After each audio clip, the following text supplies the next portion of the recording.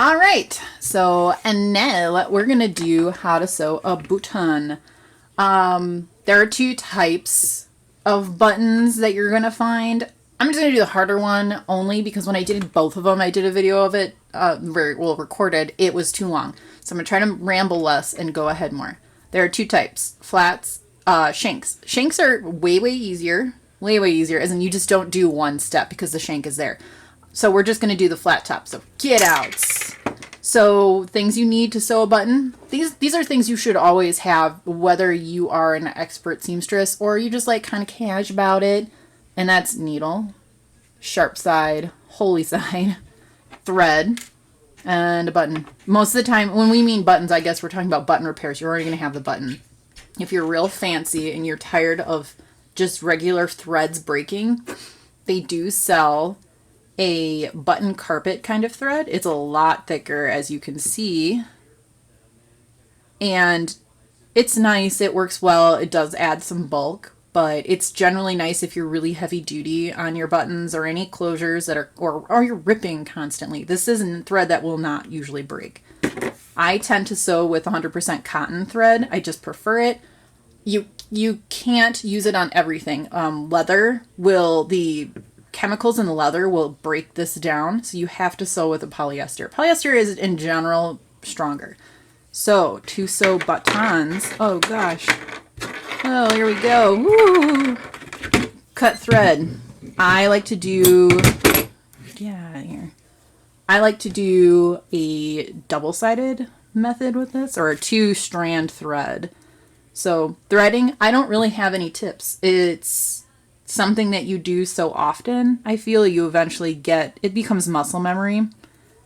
If you're having a whole lot of problems with it, lick the thread and then go from there and see what you can do. So I'm going to pull it through.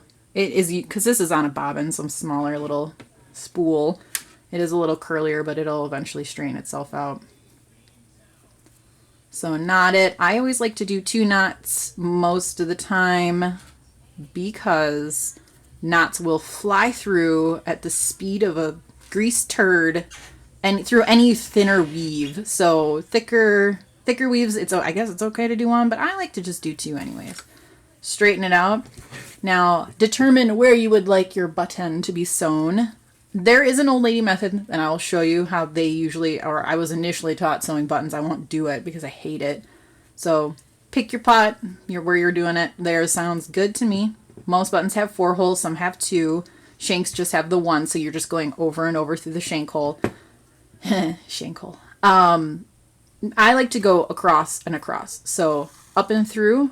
Old lady methods, they put a little pin over it and you sew over the pin, so you leave enough gap here between the button and the fabric. I'm an expert. I know everything ever. So I'm not going to do that. I'm going to go as close to, I like to keep it fairly close while keeping distance between the button and the fabric. Now I'm going to go this way. Still maintaining just a little bit of distance. Wow, I kind of moved my hand there like I've never touched a needle before.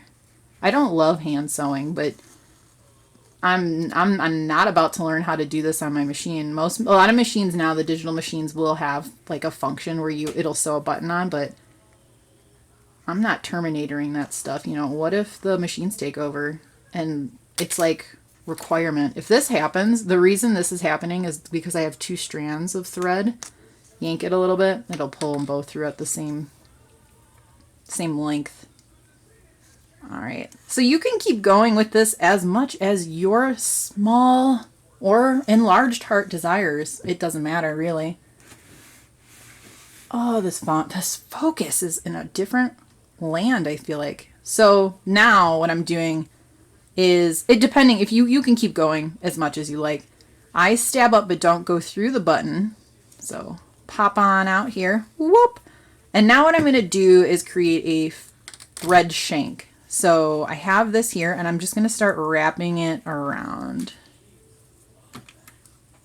And it's to mimic what this button has here, because when you're putting it through a buttonhole or a loop or something, it's going to have friction on it.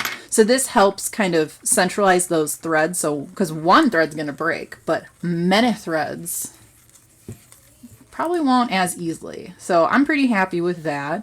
So once you're done, I like to stibbity stab through. Oh gosh. Through. Oh gosh, it's so hard to... Oh, I'm doing it, but okay, there we go. Stab it on through. And then knot it here. Now, funny thing, while I spent a lot more time in college... Oh, you can't see. A lot more time in college sewing and doing hand sewing, my memories of sewing buttons for the first time was actually in 6th grade home ec and Parkside Middle School. Very funny. Shout outs to you, Miss Bex. Hope you're doing well. All right, so that's it. And that's how to sew a button. So you have just 2 parts of it, sewing it through the holes and a shank. And easy peasy. If you're sewing a shank button, all you're doing is pretty much the same thing, but you're only going through the shank. You don't have to make a fabric shank or a thread shank like this one. It's a little bit easier. This is usually what you'll find on like jeans, thicker fabrics. This is on thinner fabrics like shirts and stuff.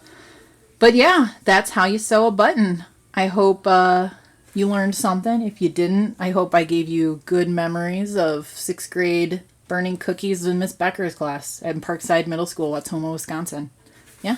All right. See you later.